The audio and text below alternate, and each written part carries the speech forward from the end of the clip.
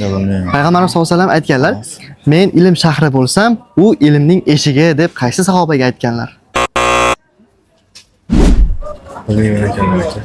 Eshitmaganmisiz? Yo'q. Hurmatli yurtdoshlar, hurmatli kanalimiz a'zolari, yengil diniy savol javoblarimiz bilan O'zgen shahriga yetib keldik. Azizlar, bizga obuna bo'lgan bo'lsanglar, inshaalloh 500 so'm mukofoti bor. G'olib bo'lsanglar, kitob mukofotimiz mavjud. Assalomu alaykum, boshladik. Ilm eshigi nomini olgan sahobiy kim? Deb olingan Ilm eshigini nomini olgan.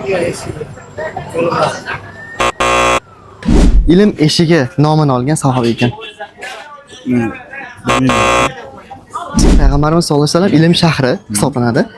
Payg'ambarimiz aytganlar, bu ilm eshigi deb qaysi sahobaga aytganlar?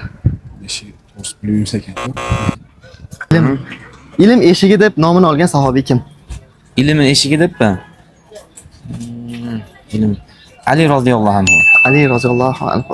Mashalloh. Aka ilmi ziyoda bo'lsin aka. Amin inshaalloh. Homiylarimiz tomonidan sovg'amiz bor. Qabul qilib olasiz, baxt formulasi aka. Jazakalloh. Baxtli bo'laverasiz inshaalloh aka.